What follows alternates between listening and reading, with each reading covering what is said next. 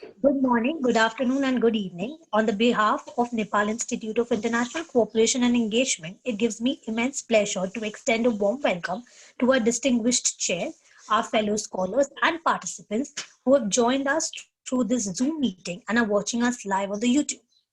We are thrilled to have you join us today at the International Youth Scholars Summit 2020. This international forum aims to bring together rigorous and erudite young scholars from all over the world in a single platform. The aim is to create an academic space to encourage young scholars and academicians from the field of international relations, political science, diplomacy, public policy, administration, and all related subfields. The conference will be held for 3 days consecutively through 30 different sessions with two parallel sessions running in a white and a green rooms, running simultaneously throughout the conference. This conference will feature 275 scholars from 25 different countries who will all be delivering their presentations and sharing their understanding with us today. This session is streaming live right now on YouTube, so please feel free to share this among all your social media handles with the hashtag IYSS2020. This fifth session of the conference, and to the chair and moderate this session, it's an honor and immense pleasure to have on board with us Ms. Rathi Indraswadi here with us today. She is an assistant professor in the Department of International Relations in a Paryang Catholic University. She is also the head of the undergraduate program at IR department, and prior to that, she has served as a head of the division cooperation in the International Relations Office of UNPAR for 4 years.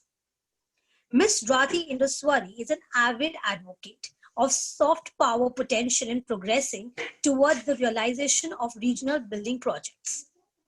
Her research trajectory focuses much on the education and internationalization of management, ASEAN integration, and subsequent implications of public opinion towards it, involving issues on public diplomacy, cultural diplomacy, if one takes the liberty to differentiate between the former and the cultural one, and the nation branding. Without any further and due delay, I might request Ms. Rathi Induswari to moderate the session. It's an immense pleasure to have each one of you here. We're eager to listen to all that you have to say and share your experience with us. Thank you for being here today. My name is Rati. I'm from Indonesia. I'm going to be your chair. But before we start our sessions today, there's several things that I need to inform you. For today's session, each presenter will have 8 minutes time to present his or her work. Question and answer session will be held at the end of the meeting. So for you who are interested to post your question, please do so through the chat room, and then let us know to whom the question is dedicated. So without further ado, I will invite our first speaker. I hope I'm not pronouncing your name wrongly. Bhavna Singh, doctoral candidate from Jawaharlal Nehru University, India, BRI, and the Indo-Pacific, Sun Primary Conceptualization. Your Zoom time is yours. So my presentation for today is titled BRI and the Indo-Pacific, Some Primary Conceptualizations. I'm just going to take a quick look at the two important concepts that are doing the round in strategic community these days. The first is the One Belt, One Road initiative, initiated by China, which had its first summit in 2017 and the second summit in 2019, and has clearly swept away the growth of economies and how the shape of these economies will take place in the near future. This is a small map of the One Belt economies and the One Road economies. As you can see, the One Belt economies are marked in blue and the One Road economies are marked in red, along with some imprints of the yellow, which shows the rare earth resources that each of these countries is fighting for. If you look at the benefits of BRI, so far China and almost 43 countries have jointly built around 82 economic and trade cooperation zones, attracting nearly 3,500 enterprises, creating as many as 3 lakh local jobs, and contributing $2.2 billion to the host countries. So this is the level and the scale that BRI has moved on so far from 2013 to 2019. As far as the maritime belt is concerned, China has initiated a lot of investment, overseas investment, by establishing the belt and maritime routes along the Latin American Latin American and the Indo-Pacific countries as well. This is a brief timeline where Xi Jinping launches the Belt Road in 2013. In November 2016, he releases a policy paper at the APEC summit. Then he goes on to have the BRI forum with presidents of Argentina, Chile in 2017. Then in 2018, Chinese Foreign Minister Wang Yi invites LAC countries to participate in BRI. In 2018, she fails to secure Argentina's participation. This is a major drawback for BRI, since Argentina is one of the largest producers in Latin America. Then May 2019, again, he initiates another attempt to roll in the Latin American countries into the BRI, which pertains to the maritime belt of BRI. But what is the major impact of the COVID-19 on BRI? You can say BRI is such a behemoth that the COVID-19 has actually failed to stall its success. It is often referred to as Xi Jinping's pet project or the project of the century, and it's in essence, it is his signature foreign policy plan with almost 6 economic belts. Under this millennium transformation, billions of US dollars have been invested in renewable energy, telecommunications, rail, road, and ports. And especially the digital Silk Road has been given maximum importance. So what the COVID did was basically to dent some of its success in 2020. Overall investment in BRI has dropped from 46 billion over the last several years to 23.4 billion, which is almost a 50% fall. And China, which had ostensibly promised to not bind others in its ideology or engage in zero-sum game, and in fact had welcomed others to board the express of China's development, has been kind of taken on a back foot by asking others to help maintain the multilateral structure, which is in a sense a slight pre-BRI system and not exactly the kind of norm-based or BRI was intended to bring in. China has so far assured others that the others countries will not be required to duplicate the China model. Yet COVID-19 has clashed their ambitions by eliminating the exact kind of China-based norms order that it wanted to initiate. And though the state has become more powerful, COVID has brought parity in terms of statelessness, which is reflected in the stance of renaming regions. In particular reference to India, China attempted to rename the CPEC and uploaded a map of its flagship One Belt One Road project that showed the entire states of Arunachal Pradesh and Jammu and Kashmir as parts of India. So if you carefully look at this map, the entire border region has been put in a gray shades, basically showing that they are not demarcating any territories. So this is the kind of stateless approach to border areas that Belt and Road Initiative had kind of tried to bring in. So this is a non-traditional stance by China, which was one of the key features of letting India into the BRI project. But so far, India has restrained and kept its position that India will not be joining until unless some kind of arrangement is made on the CPEC. So why Indo-Pacific and not Asia-Pacific? In the recent Department of Defense Indo-Pacific Strategy Report, US came out with its own vision of Indo-Pacific. This is a slight revival of an Indian concept. This was actually an Indian concept promoted by a naval officer called Khurana, brought up very early in 2009, 2010, but it has been revived by the US. And it's slightly pro-India because they have not used the term Asia-Pacific, but they have used the term Indo-Pacific. So it is a nexus of global trade and commerce with nearly half of the world's 90,000 commercial vessels and 2/3 of oil trade, which travels through the sea lanes in Indo-Pacific. So US aim has been to make its policy more oriented towards India. The Indo-Pacific actually hosts 9 of the 10 busiest seaports in the world, and it is a kind not just revival of their maritime position in Indo-Pacific, but also they want to rope in ASEAN as a board and the smaller islands which form a part of the Indo-Pacific. this is actually a golden chance for India to set an India-based order. Since it can come, the BRI was highly beneficial to China. If you look at the Indo-Pacific concept, it can bring India on an equal footing to balance the power equations that were disturbed by BRI. Hence, the Indo-Pacific Order talks of an equitable burden sharing between the states in which will be a part of the Indo-Pacific Order, and it also talks of a network strategy in the region. But where's the money?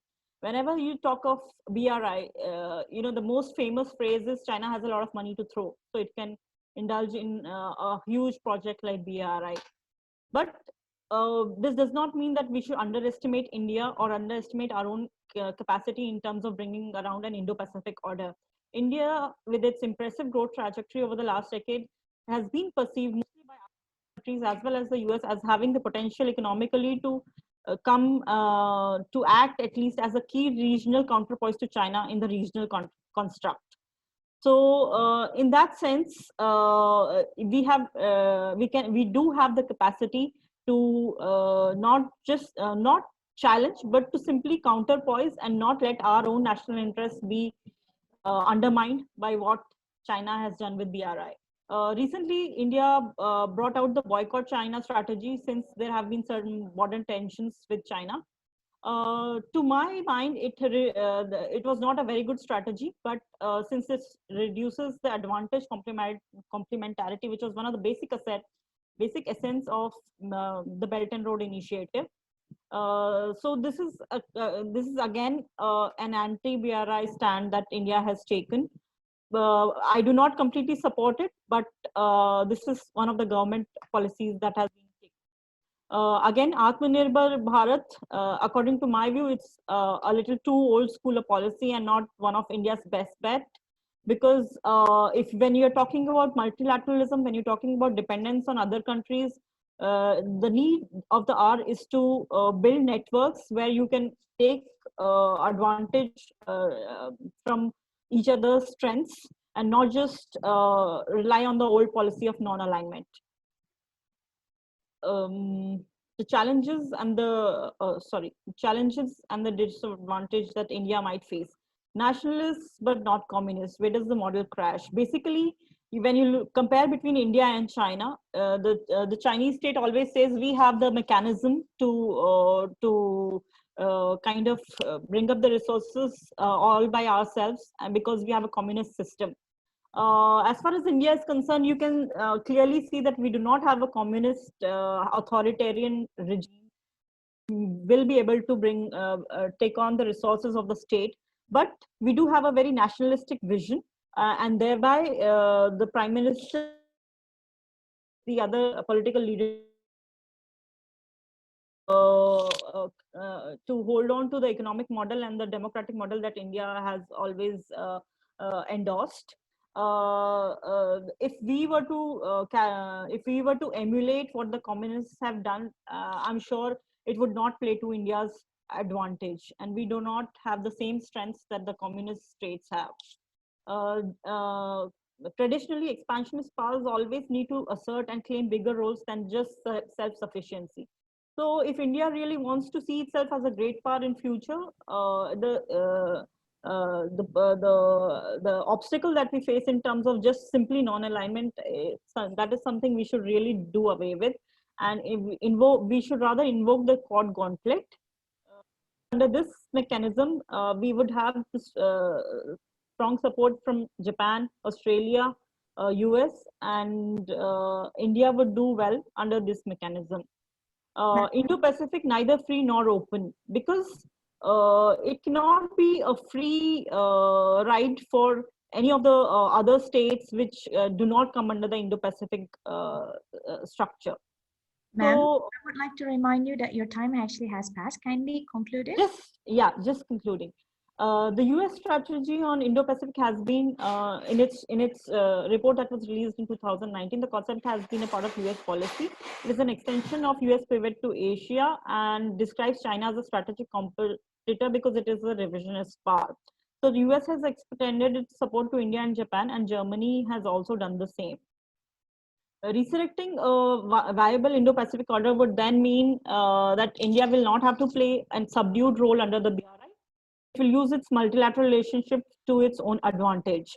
And it will fill in the gaps that have been left by BRIs, especially since many of the projects in Malaysia and Singapore have been cancelled and revoked, and they are not supporting BRI openly. So India has a role to play in those countries, and it can fill the gap with similar engagements with Indonesia, Cambodia, Vietnam, Thailand, Australia, New Zealand, and even smaller countries like Fiji and Palau. That's my point. Thank you. Thank you. Thank you very much. I would like proceed to the next one. Fanny is actually from University International Business and Economic Law. The title will be Law and the Belt and Road Initiative. I will be sending you a reminder of your remaining time through chat, so you can actually pay attention to your time. Thank you very much.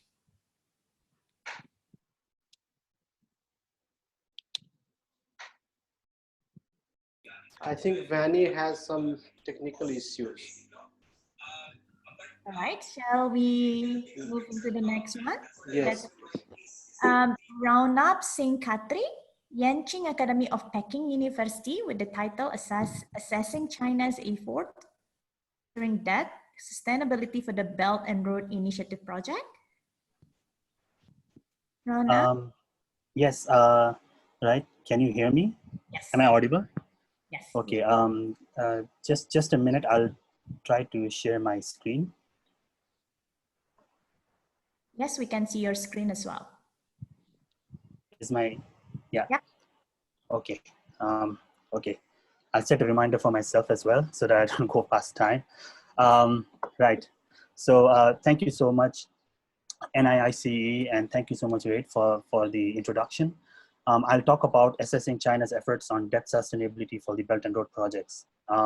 So during this period, because I think I have a lot of grounds to cover, so I might skip through a lot of terms or terminologies or ideas. So if you have some queries, we can discuss in the Q&A.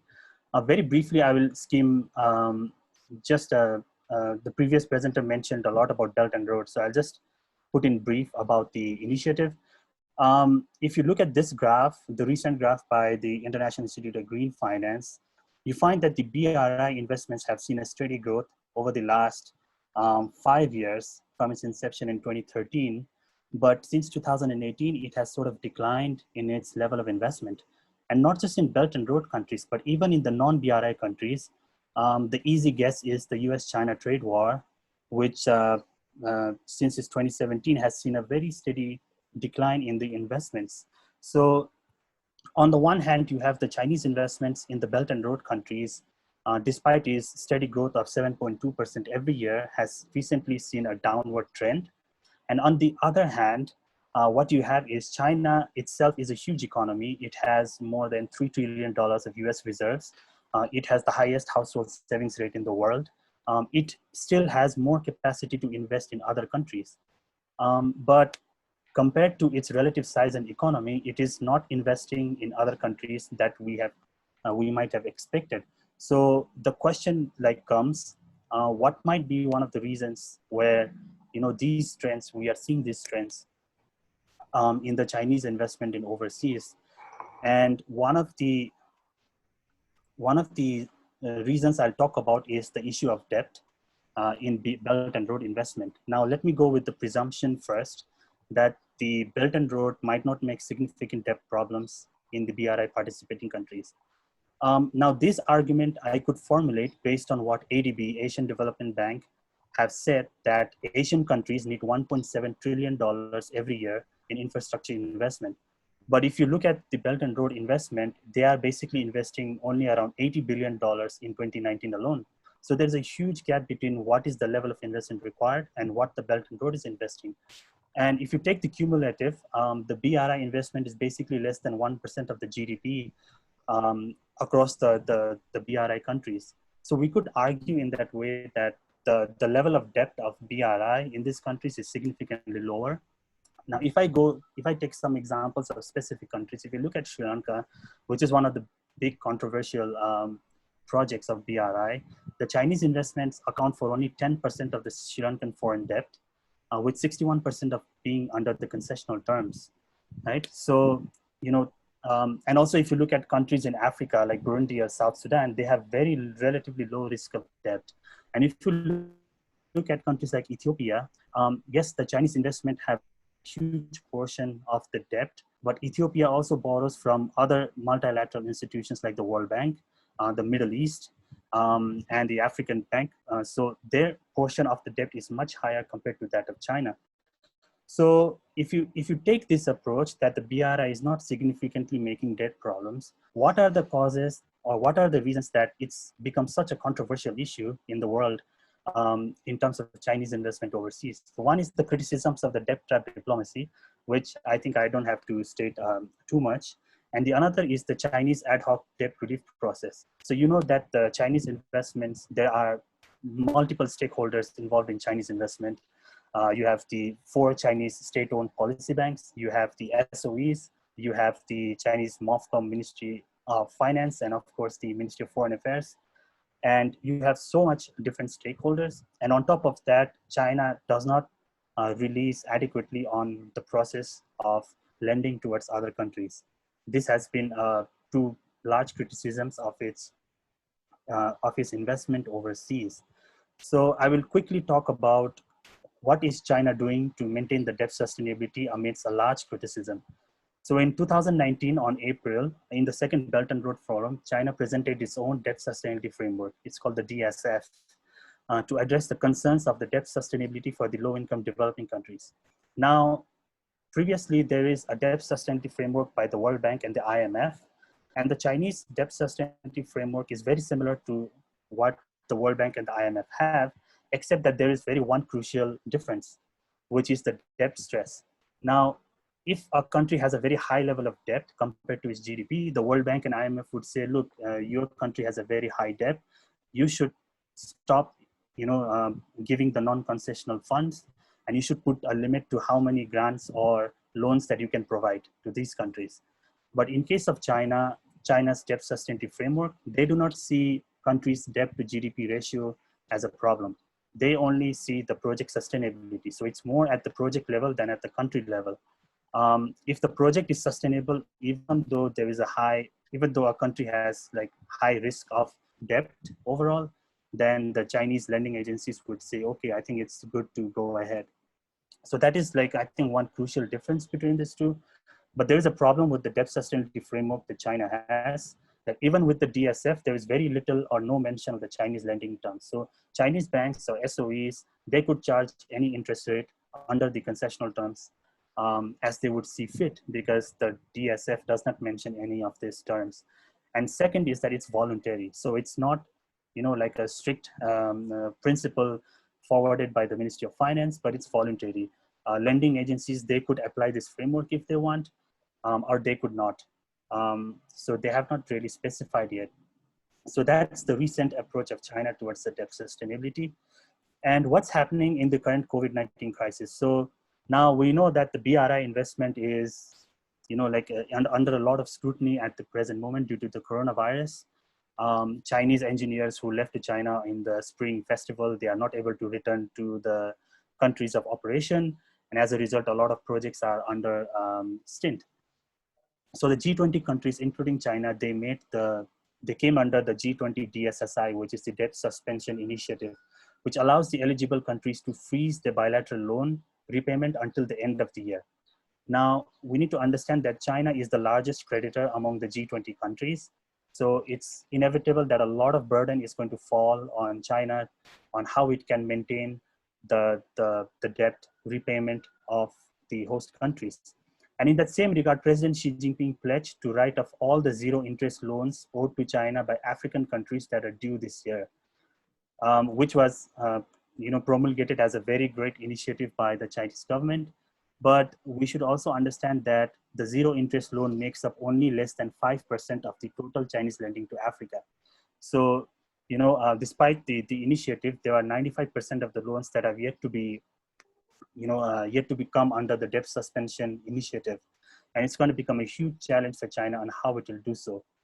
And even within the G20 countries, the World Bank has stressed that more transparency on China's debt negotiations and the extent to poor countries are required. So right now there's a lot of contesting between the World Bank and the Chinese.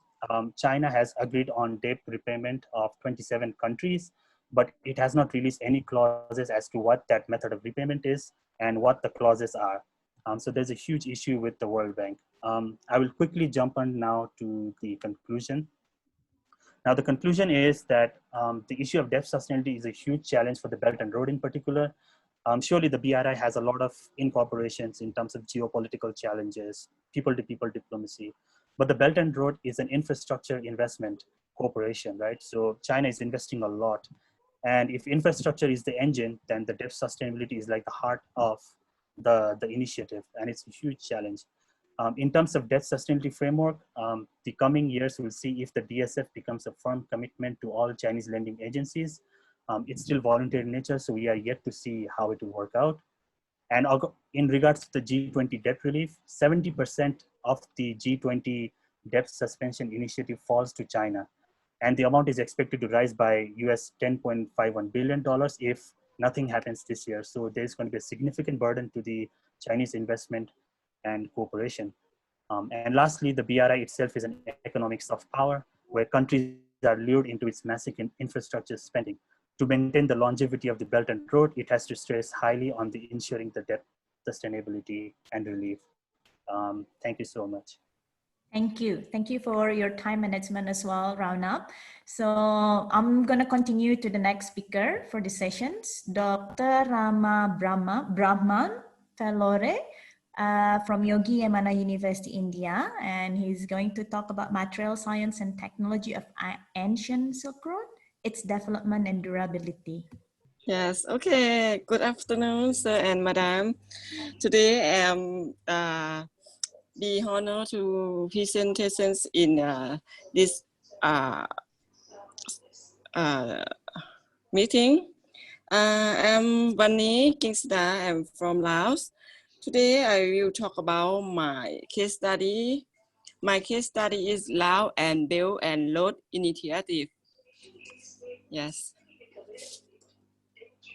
I have 6 points to talk about my case study. First, summarize. Second, introduction. Third, general overview of economic and social situations in Laos. And four, Laos-China relationship. 5, cooperations under the Belt and the Road Initiative. The last is conclusion. Can you hear me? Hello? Yes, we can hear you. Okay, thank you. And next, my keyword is Laos, the Belt and Road Initiative, China-Laos, Laos-China Railway Project, landlocked become to landing country. As we know, the Belt and Road B&R spanning over 65 countries. Today, the scholarship have provided the background and given an opinion. The article aims to present of Laos, the landlocked become to landing, and then I want to introduce in my country, according to President Xi Jinping, was introduced in 2013. The Belt and the Road B&R from the Belt and the Road spanning over 65 countries. And second, I want to talk about the general overview of economics and social situation in Laos.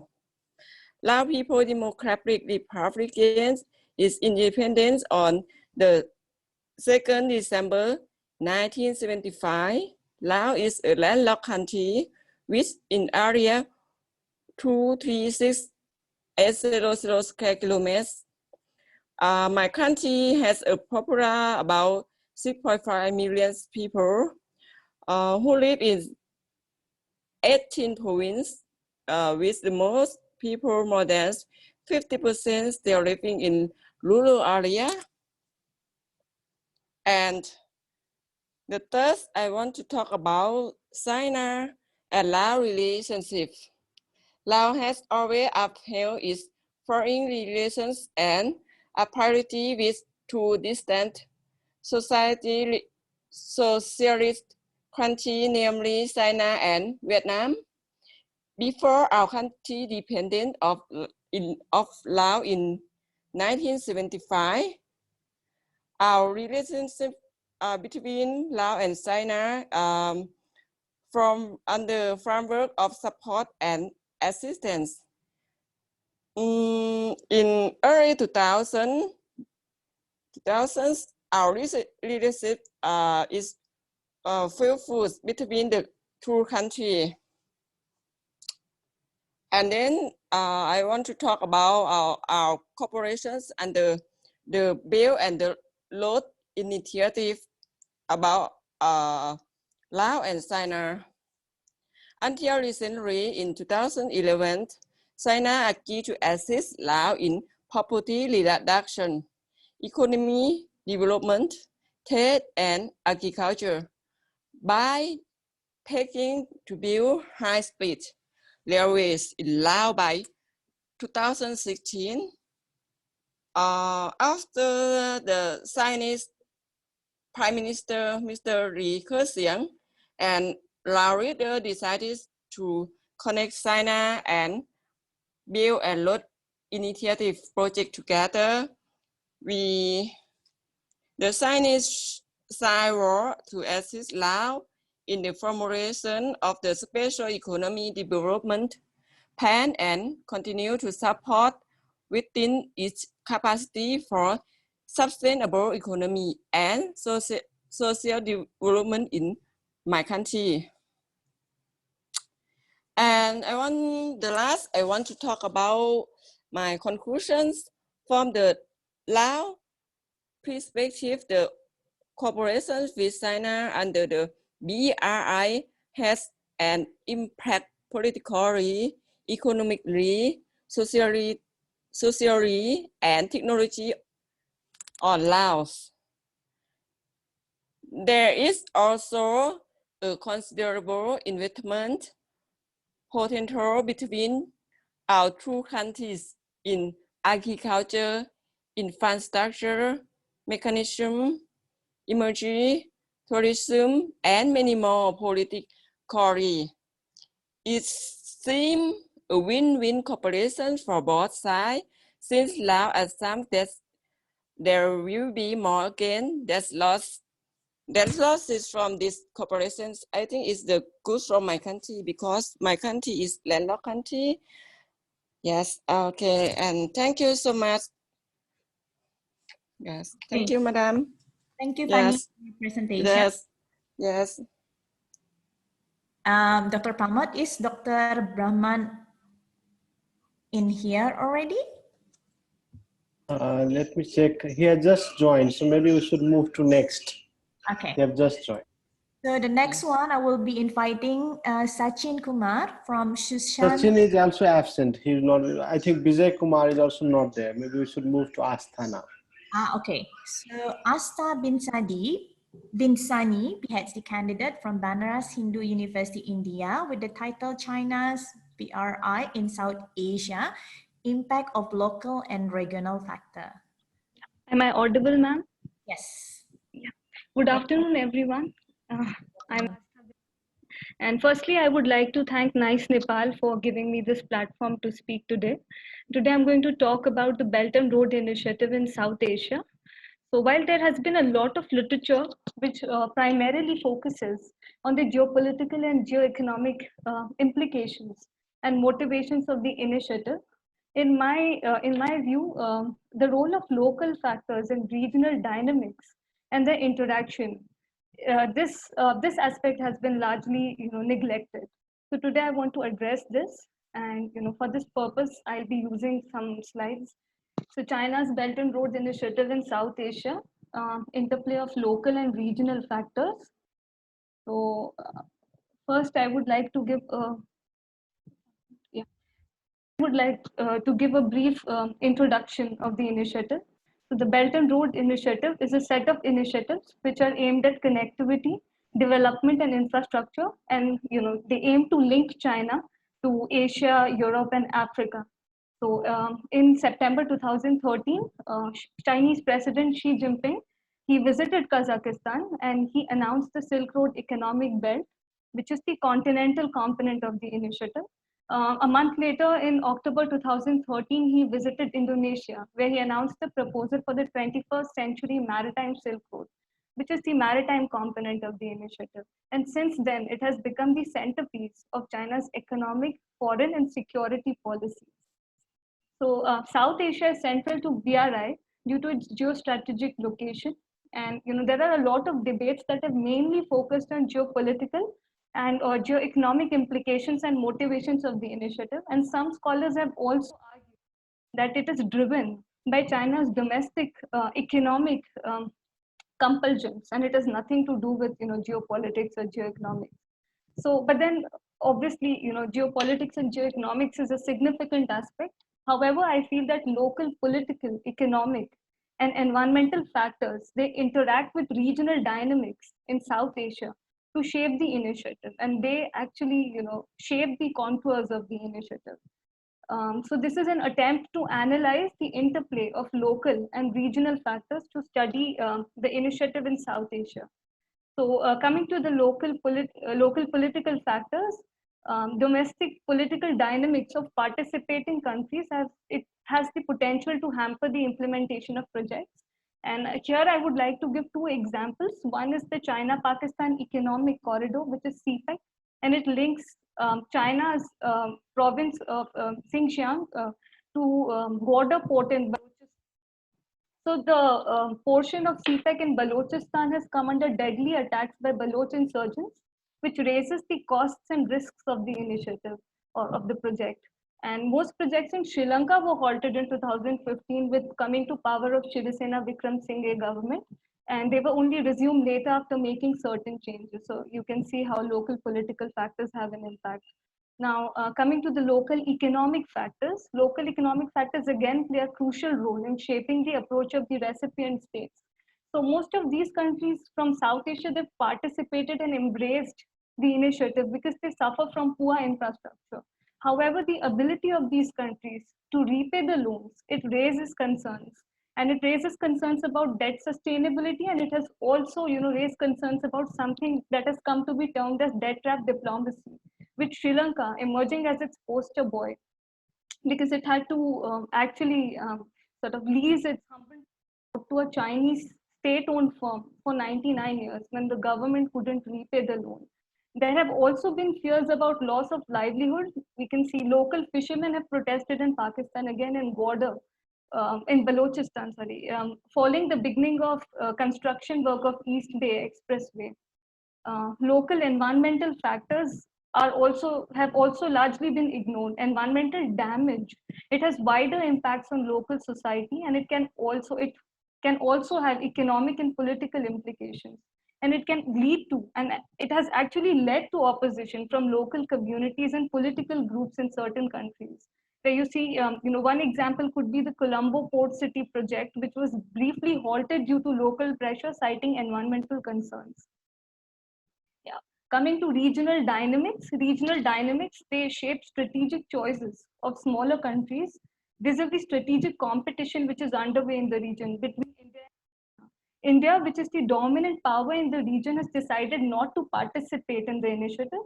And the reason given is because CPEC runs through Pakistan-occupied Kashmir, which is an area, a region claimed by India.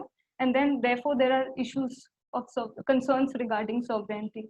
And all the participating countries except Pakistan, they've traditionally had close ties with India, but at the same time, they want to reduce their dependence. And therefore they view China not just as an important economic partner, but also as a counterweight to India. Now coming to the interplay or interaction. So, there is some kind of interaction between all these local factors and regional dynamics in varying ways in cases of every, individual countries, and they inform the approaches of these countries to the initiative. And this is thereby going to shape the contours of the initiative in the region, and this will have a bearing on implementation and implications of the initiative. And therefore, it becomes imperative that due attention be given to for a comprehensive discussion of the initiative in the region. And I would conclude with that. Thank you. Thank you, Asta, and thank you for your time management as well. It's certainly a very interesting topic to involve the local. I'm just gonna move to the next one. It will be Muhammad Omar Farouk. Is he here or he is not? Yes, I'm here. Okay, Muhammad Omar Farouk, thank you. Youth Platform for Sustainable Development, Bangladesh. Geopolitical implication of China, BRI. It's another perspective from South Asia. My topic is the geopolitical implications of China's BRI perspective from South Asia. Let me first see what is BRI. Already my previous lecturer, she also mentioned that it is a big grand initiative for regional integration worldwide, including Asia, Europe, Africa. So there are two wing of BRI. One is Silk Road Economic Belt, SREB, and 21st Century Maritime Silk Road. So those are popularly known as the Belt and Road Initiative. So in existing literature, there are three narratives about BRI. We can sum up that. First is it's the biggest regional integration initiative till now in the world. Then the second narrative is the political economy of regional integration. Third is geopolitical narrative. So at first step, still now BRI is its now primary position. It's now initial position. So when we are seeing it still now as the initial position, now is the question whether it is viable or not, whether BRI will proceed or not. Then the question is it death trap really? Then it's the most popular narrative now. Then is there any environmental backfire, and how many countries will be participating there? Now, second narrative is political economy of regional integration. Then, if BRI established as a regional integration initiative, then question is coming: who are the ultimate winner from BRI? Is it China only, or participating countries? Then this question is it win-win situation or zero-sum game? And the thirdly, this is my topic. Third narrative is the geopolitical narrative of BRI. Then this question is coming: is China is going to control participant countries strategically or economically? Is it playing role to change regime? This question is coming. So now I am going to proceed with geopolitical narratives of BRI. Although there are three narratives of BRI, it's a biggest regional integration initiative, its political economy of BRI, and geopolitical narratives of BRI. I am proceeding with only geopolitical narratives of BRI. Coming back to, let's begin with theoretical insight. According to classical geopolitical theories, there are two theorists, Mackinder and Spykman. According to Mackinder theories, Heartland thesis, who are able to control the Eurasian landlocked countries, they are able to control whole world. This is the thesis according to Mackinder. But according to Spykman, another theorist geopolitical, according to his thesis, Rimland, who has access the sea and who has access the landlocked countries, Eurasian landlocked countries, they will control the world. So according to Rimland thesis, China is going to be next superpower geopolitically, strategically, according to classical geopolitical theory. Now coming back to critical geopolitics. But critical geopolitics, it's something a little bit different. In critical geopolitics, those countries who are controlling economic connectivity, port, route, and those things, they will be going to be control the world. They, according to critical geopolitics, economic connectivity, political cooperation, infrastructure development, these things are core of geopolitics, according to critical geopolitics. But the ultimate goal, ultimate vision of the geopolitics of the BRI, of this initiative, this is the controlling the world with a strategic presence. So in this position, I have argued that from the classical and critical geopolitics perspective, this is the right. China has the geopolitical vision with BRI. Although there are two another narratives. So now coming back to South Asia, how is implicated in South Asia? There are, we can say, South Asia is the geopolitical battleground. It is the battleground of the geopolitical because China thinks India is the local representative of US, who is the main rival of China. So US has the ties with India in South Asia and Indo-Pacific. For that, China is so much prioritizing this South Asia. Another thing, India has the critical influence, historically important influence with its neighbor countries, culturally, economically, and strategically. For that, China also don't want to compromise and sacrifice. India and US also don't want to compromise and sacrifice. For that, it's now in today's world, it's now important battleground of geopolitical competition. The second thing is the South Asia is the acid test space for China's BRI because every part in the world, another part of the Asia, is covered only whether Silk Route Initiative or Maritime Silk Route Initiative, but especially South Asia, it's encircled two wings. It's encircled with Silk Route Initiative, also Maritime Silk Route Initiative. So this is the important. For that, I think South Asia is the important battleground for geopolitical competition and BRI. So Belt and Road Initiative in South Asia, there are SREB, China, the China-Pakistan Economic Corridor, Bangladesh, India, China-India, Myanmar Economic Corridor, and Trans-Himalayan Economic Corridor. And then another part is Maritime Silk Road. Then see how is condition in South Asia. It's encircled with SREB, Silk Road Initiative, and another side is encircled with Maritime Silk Road Initiative. So let's see how is BRI or SREB changing the geopolitical dynamic in the South Asia. The China-Pakistan Economic Corridor, it's important, most important. They are changing with relation with India and regional power relation. But BCM also, Bangladesh also joining with BRI. And the important thing here, if India don't join with BRI, there is no problem.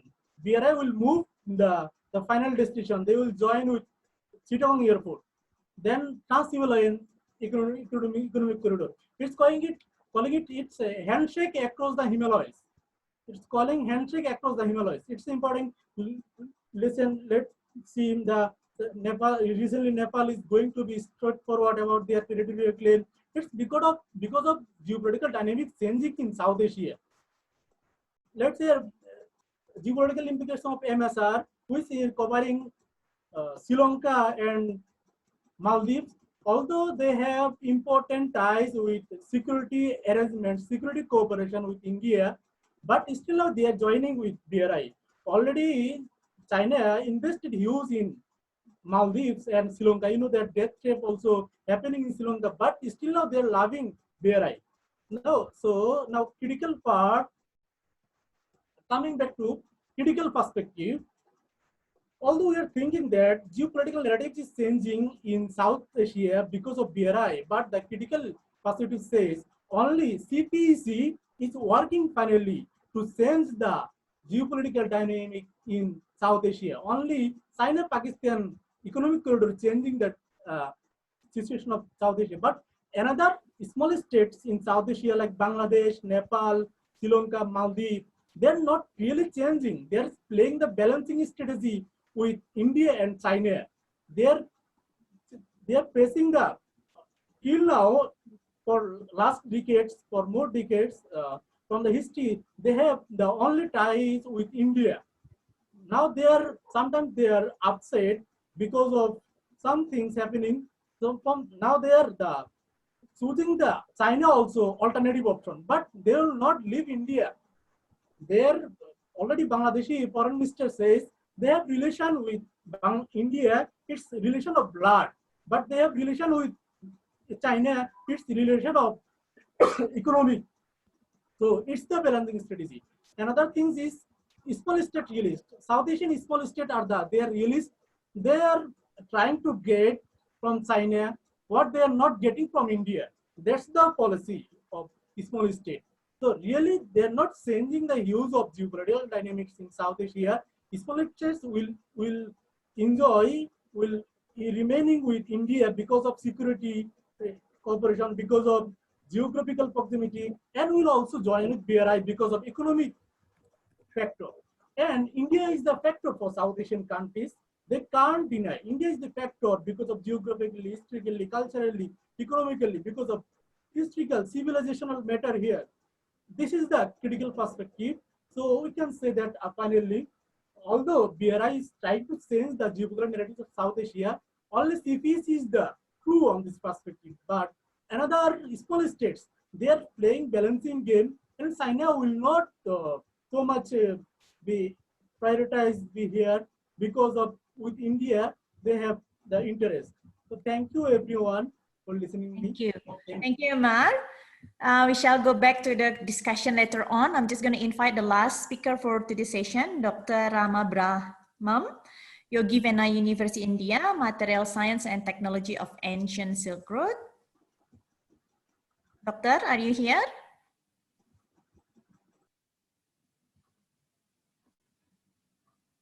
Okay.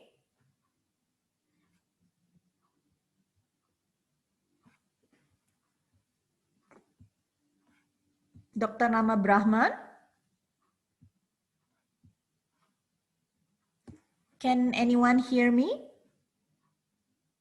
Yes, okay. So I suppose then he's no longer in this platform. Okay, then we will be waiting for him to come back to this platform, but participants, if any one of you is actually wanting to ask question to our speaker for today, kindly write me down on the chat room, then I will forward your question to them. We have already one question coming from Sreya, and Sreya actually asking Bhavna Singh. And the question is actually with regard to BRI initiative, what role does Kazakhstan play? I'm not sure whether, okay, so I've just got a message from our presenter, Dr. Brahman. Can you actually turn on your mic, Dr. Rama Brahman? Yeah, good afternoon to everybody. My title of the paper is Material Science and Technology of Ancient Silk Road, its Development and Durability. First of all, I will discuss about what about the Silk Road and the cultural exchange, and the next comes the nature of the route, development of the route, and that we call as the key role of the Mongols, and finally the decline of the route, and finally the development and durability, and concluding with the renewable and the trade. Next. Next, please. The Silk Roads were an interconnected web of routes linking the ancient societies of East, South, Central, and Western Asia and the Mediterranean, contributed to the development of many of the world's great civilizations and enabled the exchange of technologies and ideas. The rest known to the world. These combination routes represents one of the world's preeminent long-distance communication networks. There were a number of major impacts from this extensive network of interactions. The development of cities along these routes, which gained power and wealth from the trade, providing the infrastructure of production and redistribution and policizing its routes. Many became major cultural and artistic centers where peoples of different ethnic and cultural backgrounds intermingled. The movement of technologies, artistic styles, languages, social practices, and religious beliefs transmitted by people moving along the Silk Roads. the Silk Road, that we call as the overland system. The road, its beginnings and the consolidation. Sericulture and the silk wearing had been established in the Yellow River and Yangtze River areas of China thousands of years before Christ. Production of silk started in China between perhaps 5000 and 3000 BC. This great Chinese invention began with ingenious discovery of reeling silk threads of wild silkworm cocoons, followed by the conscious domestication of silkworms. The road started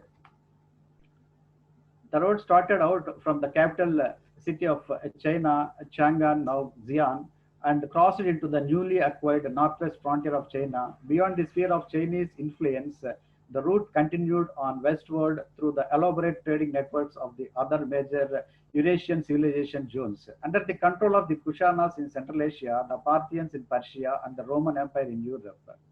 According to the Hudson, divides the whole route sections as far west as the Pamirs, that is to the western boundaries of modern Xinjiang, Chinese western frontier, from the Pamirs to the Mervoisis, Bactria or Sogdiana in current northwest Afghanistan, and third one is from Mervi to Seleucia in modern Iraq, and finally from Seleucia to the Roman frontier. So coming to one belt, one road, and a maritime Silk Road. The economic aim of one belt, one road is to connect infrastructure deficiencies and improve connections between the Greater Asia and Europe. The new Silk Road economic belt aims to move effectively, connect China and Europe via Central Asia. The maritime Silk Road will link Chinese ports with Africa's coast to the Suez Canal and to the Mediterranean Sea. Beginning in the China's Guangzhou province, the maritime Silk Road continues to Malacca Strait via Kuala Lumpur and Kolkata to Nairobi. Recent attempts to develop materials and comparable properties to spider silk. In 2000, the Canadian biotechnology company Nixia successfully produced spider silk protein in transgenic goats that carried the gene for it. The milk produced by the goats contained significant quantities of the protein, 1-2 grams of silk proteins per liter of milk. Attempts to spin the protein into a fiber similar to natural spider silk resulted in fibers with tenacities of 2 to 3 grams per denier. So finally, in March 2010, researchers from the Korea Advanced Institute of Science and Technology have succeeded in making spider silk directly with the bacteria Escherichia coli modified with certain genes of the spider Nephila clavipis. Thus, this eliminates the deficiency of the spider for milking and allows to manufacture of the spider silk at a more cost-effective manner. So thank you, madam. Okay, thank you, Dr. Rama Brahma. It's very interesting actually to close it with a little bit tracing back to the history lane in that sense. So I'm gonna go back to my question and answer sessions. If you're still interested to ask question to the speaker here, please write me through the chat, but we already have one from Shreya to Bhavna Singh. Bhavna, can you hear me, ma'am? She's still on mute actually. Bhavna? Okay, we will get back to her. Shreya, is that okay if we postpone your questions? Okay. I think I've unmuted her. Okay. Bhavna can unmute herself now. Okay, okay, there you go. Yeah. Bhavna? Ma'am, I could hear you, yeah, but I was not able to speak. Okay, maybe it was like unmuted. Now I can hear your voice. Is it possible for you to answer the question, please? Could you repeat the question? Yes, the question is, with regard to BRI initiative, what role does Kazakhstan play? Kazakhstan. Yes, the question the question comes from Shreya Goyal.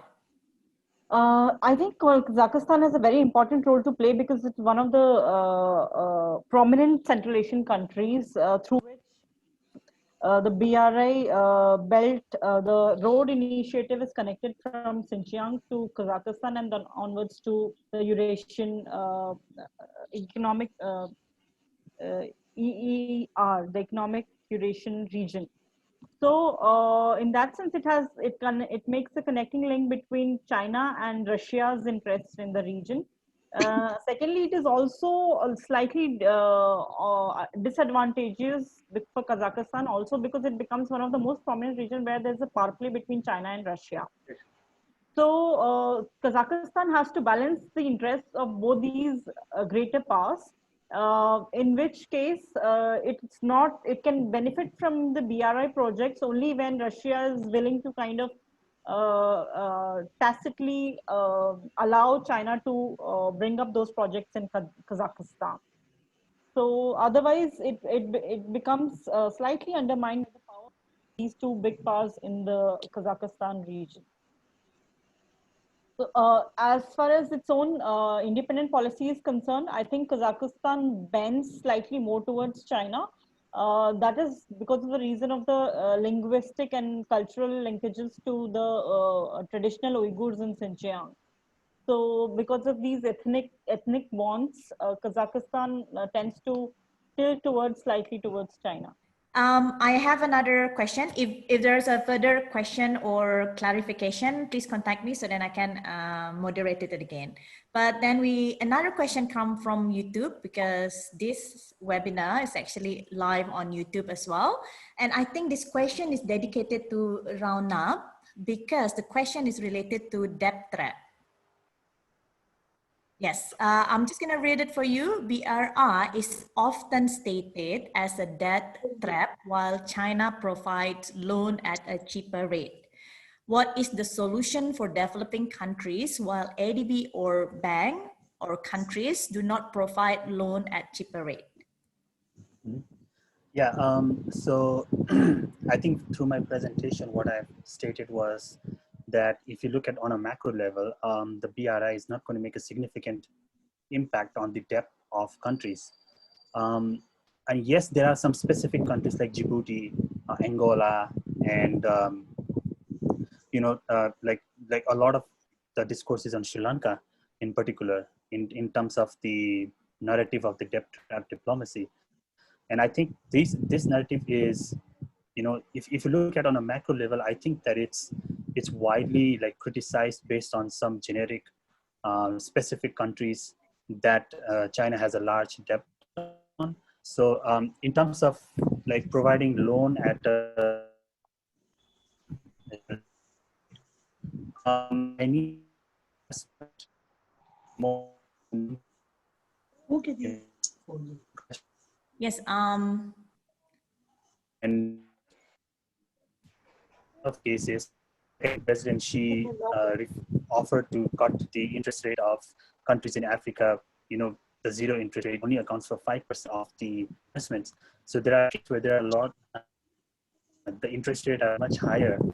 What I was saying was that look at from what I said, President Xi Jinping, just a few months back, he offered to cut down the zero interest loans of African countries, but that only constitutes the 5%, right? The rest of the other loans are very complex. It comes from a lot of different actors. And like I said in my first slide, yes, you have the traditional multilateral institutions, the World Bank, the ADB, like the IMF and the Middle Eastern countries that are heavily investing. But the Chinese Belt and Road is the largest of such initiatives. That's the first thing we need to understand. It's already making a lot of investments. Yeah, I think I will talk without my video on. So yes, the Chinese Belt and Road is the largest of such initiatives, of any initiatives that we have seen in recent times, right? So it's already making a significant contribution in terms of leveraging infrastructure spending across the countries. That's the first thing. And the second thing in terms of, in terms of how can other multilateral, so first we need to understand that since the 2013 that the Belt and Road has come into existence, you have seen the rise of multilateral institutions, AIIB, the Asian Infrastructure Investment Bank, And then you have the New Development Bank, right, which is in Shanghai. And then you have other institutions like the Shanghai Cooperation Organization. These are institutions where China has a very large share, but also are contributed significantly by other countries like India, for example. India does not participate in the Belt and Road. It strongly objects the initiative. But India is one of the largest shareholder of the AIIB, and it's also the largest recipient of the AIIB funds, right? So already we are seeing a lot of Chinese investment overseas that has not happened in the previous terms. And yes, for China, I'll quickly try to wrap it up. For China, the main issue is on the transparency of the projects that it conducts, and the other issues is also the need for developing countries to properly identify their projects and the manner in which Chinese provide their projects. So in a lot of cases, we have seen countries that, like I think some presenter mentioned that Malaysia and some other countries have started canceling the BRI projects because they view this as unsustainable. So that is where we need to tweak on. But overall, I think Chinese investment, like I said, it's underutilized because it still have a lot of capacity to invest in countries. So that's where we need to look at. Thank you, Ranab, for your explanations. I'm going to go to the third question. Is it, can India's BIMSTEC counter China's BRI? So I'm just referring this to some of our speakers who talk about South Asia and India. Umar, Asta, and Bhavna, if you would like to add into it, please. Sure. I think BIMSTEC is too scale to judge whether India will be able to counter BRI, because BIMSTEC is it's a very sub-regional initiative. So if India actually has to counter BRI, then we have to look at a far greater scope and expanse.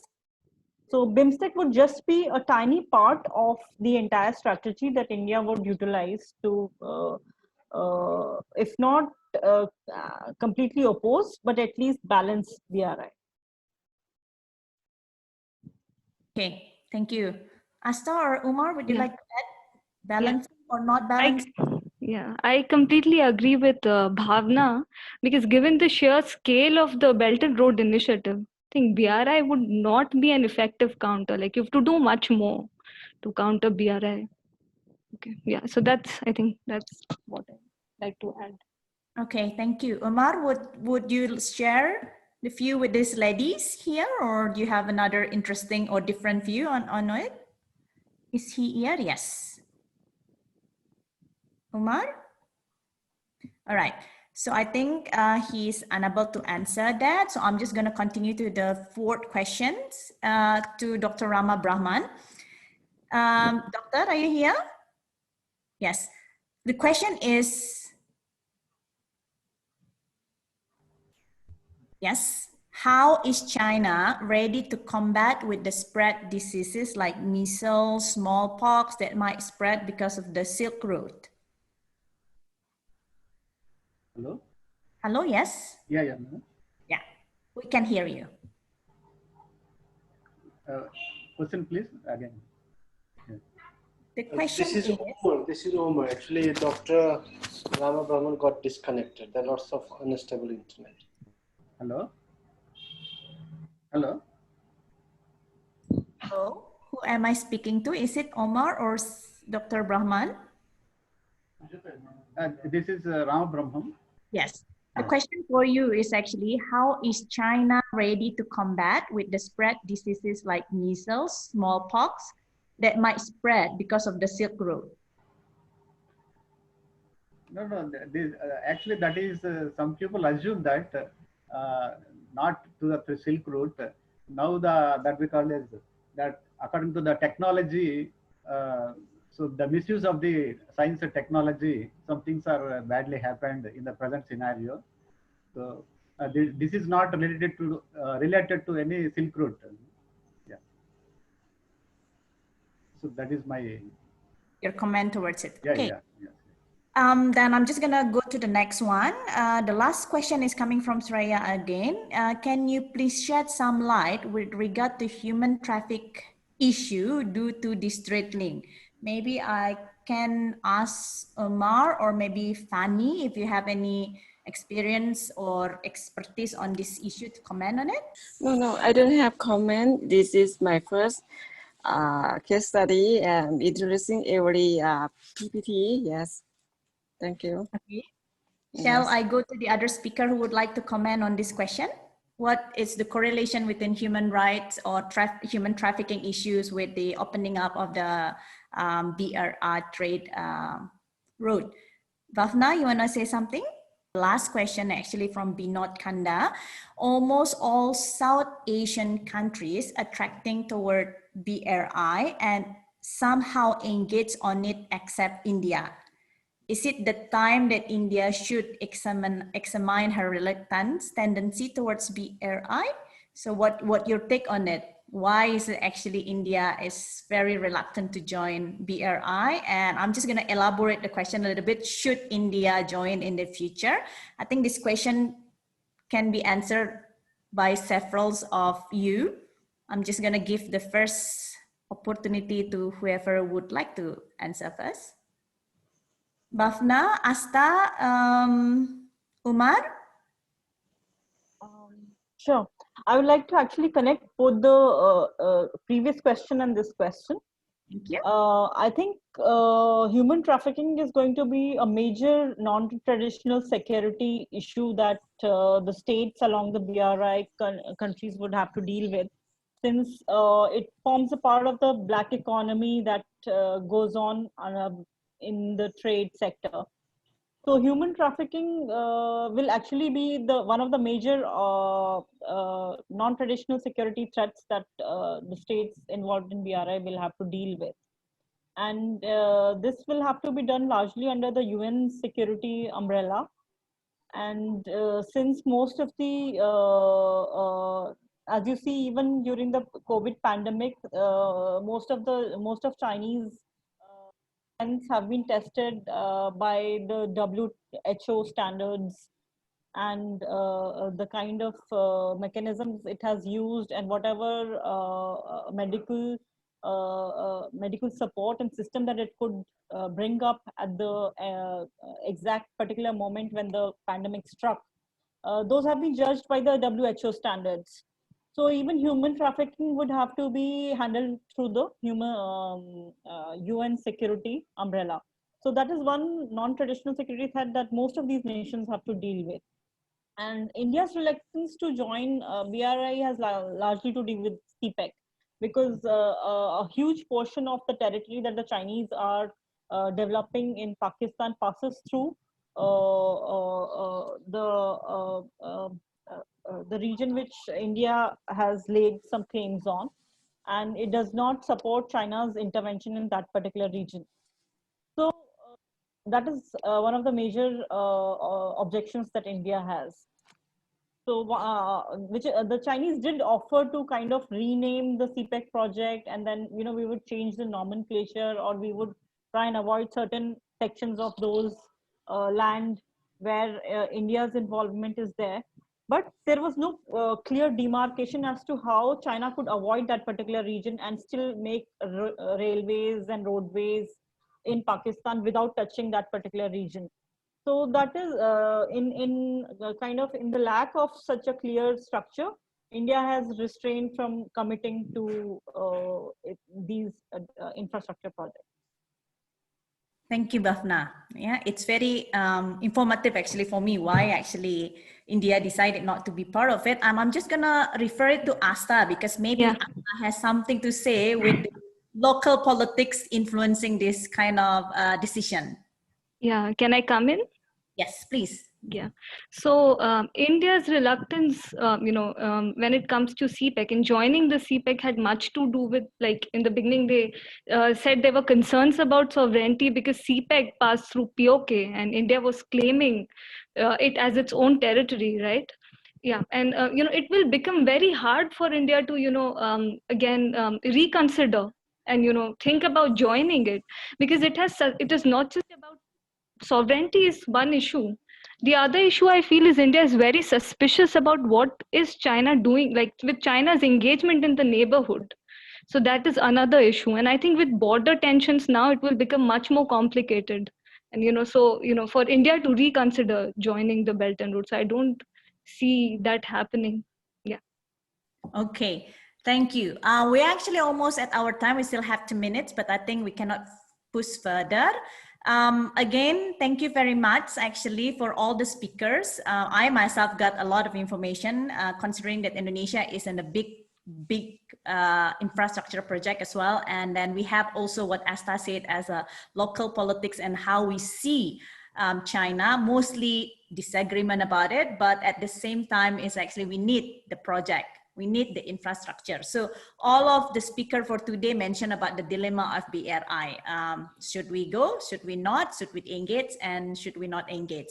But I think this is a starting point to actually further elaborate what kind of BRI sustainability in the sense if Raunap say sustainability debt, I will be asking sustainability of the project after the COVID. So we will be waiting for that. I would like to send my regard to Dr. Pramod and then to our Shreya, if I'm not mistaken, for this session, and definitely for speaker and participant for joining this. Thank you. Okay, then Dr. Pramod, I think this is the end of today's session, 5th session. Yes, now Serena, who will close the session? Shreya. Distinguished chair, speaker, ladies and gentlemen, we have come to the end of the 5th session. It is my honor to propose a vote of thanks on behalf of NIICE to all who have graced us with their presence and contributed their part to make this event a resounding success. First of all, we would like to express our profuse gratitude, sincere thanks to Mrs. Rati Indraswari for agreeing to chair and moderate this session today. Our sincere thanks goes to all the speakers for being a part of the event, delivering such a comprehensive and convincing presentations. We are really honored to have all the speakers with us here today. We would like to acknowledge our gratitude to our friends from the diplomatic community, experts, academia, media, and different organizations. Finally, I must mention our deep sense of appreciation for all our audience who participated in this webinar and those who are watching us live right now on YouTube channel. Thank you for your valuable time and attention and for making the session a productive one with your questions and opinions. We are truly honored to have all of you with us this evening and hope to stay connected with you in the future as well. It's been really a great pleasure. Also, do join us for the next session and thank you so much.